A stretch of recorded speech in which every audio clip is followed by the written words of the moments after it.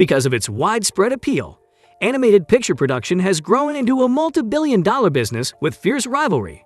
As a result, when small businesses are unable to come up with new innovative ideas, they are forced to resort to extreme tactics to stay afloat.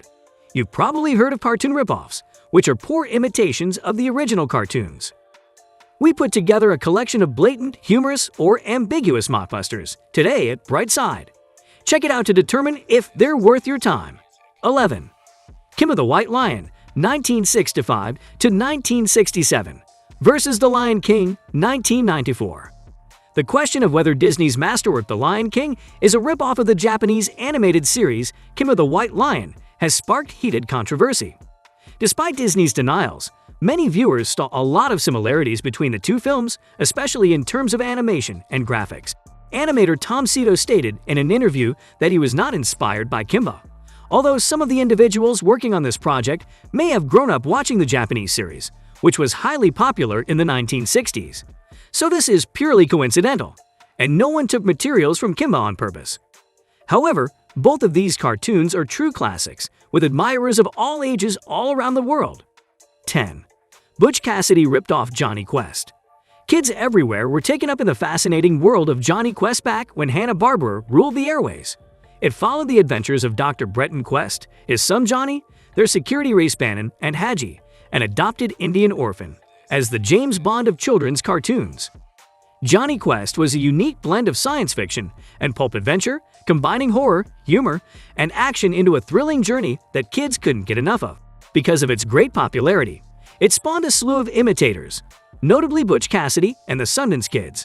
Butch Cassidy was a Saturday morning cartoon developed by Hanna-Barbera about a group of adolescent rock and rollers who double as spies. Despite the fact that most critics claimed it was a ripoff of Scooby-Doo, Cassidy was more of a ripoff of Johnny Quest, with storied beats and animation that were too close to miss the obvious copying. 9. The Jetsons ripped off the Flintstones. The Flintstones, another Hanna-Barbera classic, was a pop cultural smash that is still as popular now as it was more than 40 years ago. The Flintstones and the Rebels' exploits discovered the perfect combination of cheeky humor and relatable themes. The animated sitcom was an instant hit with both children and their parents.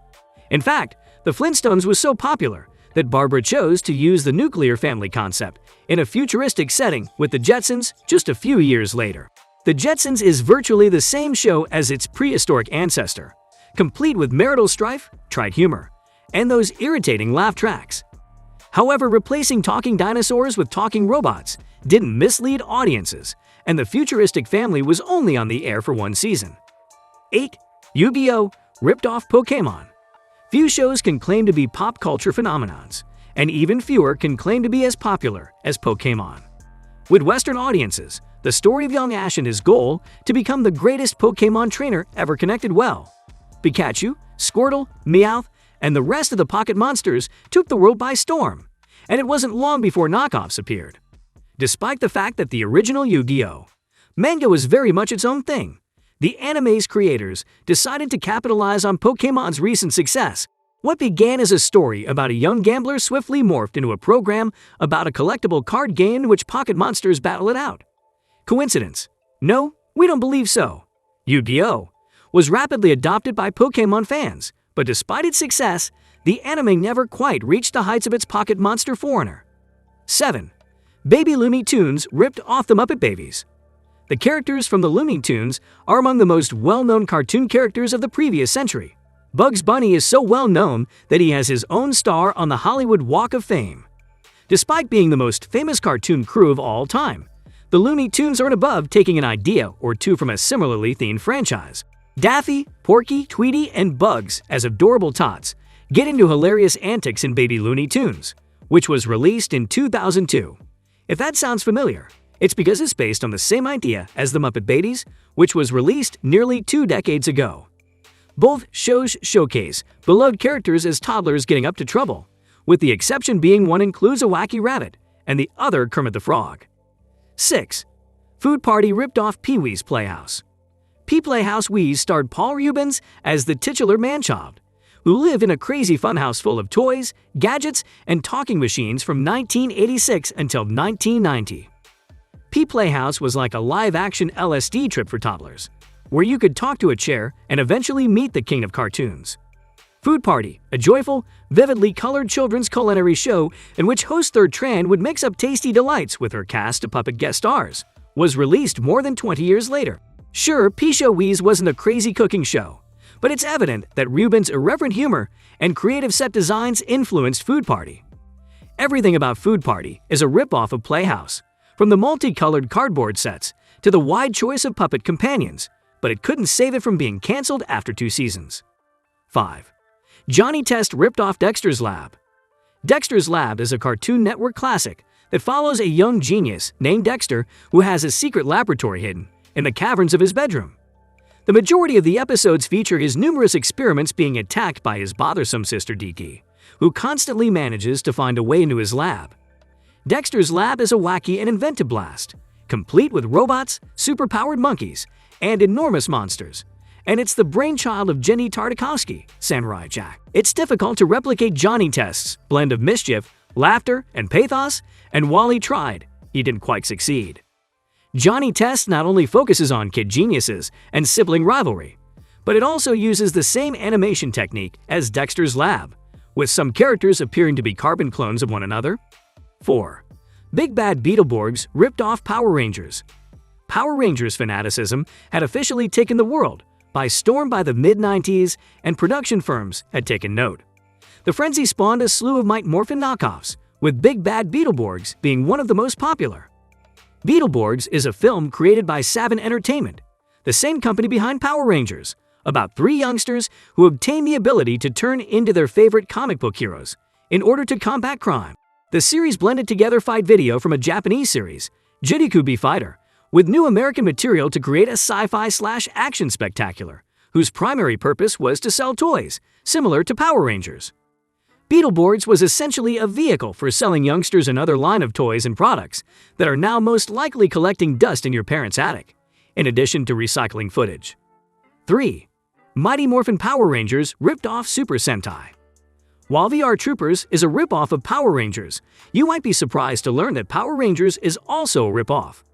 Saban's Mighty Morphin Power Rangers, which debuted in 1993, had the brilliant idea of using stock footage from a popular Japanese show named Kairi Sentai Zyuranger, which was the 16th installment of Super Sentai.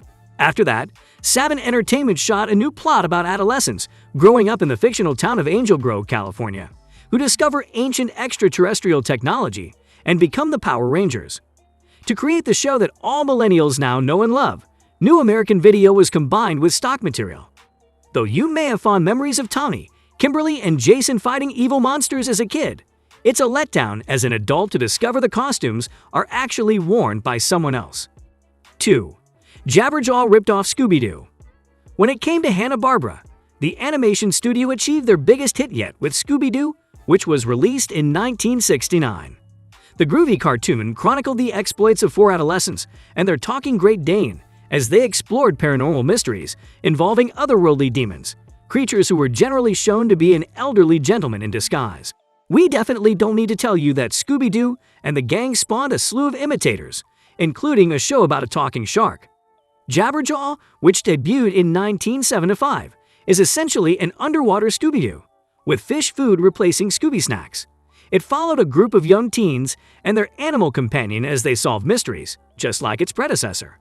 Jabberjaw, on the other hand, had just half the attraction of Scooby and was terminated after only 1 season.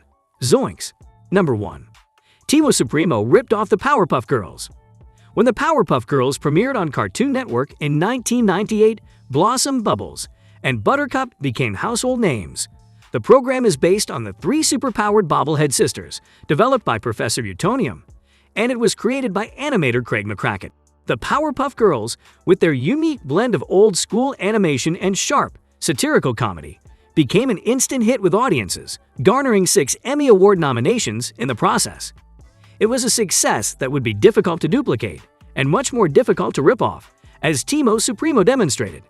Supremo, which debuted on the Disney Channel in 2002 and followed the same 3 tiny tots with superhero powers as Powerpuff, had a similar animation style to Powerpuff. However, it was never able to match the Powerpuff Girls' cult reputation, which can still be felt today. That's all for today. See you next time with a lot more. Don't forget to like, share, comment, and subscribe to my channel. Thank you.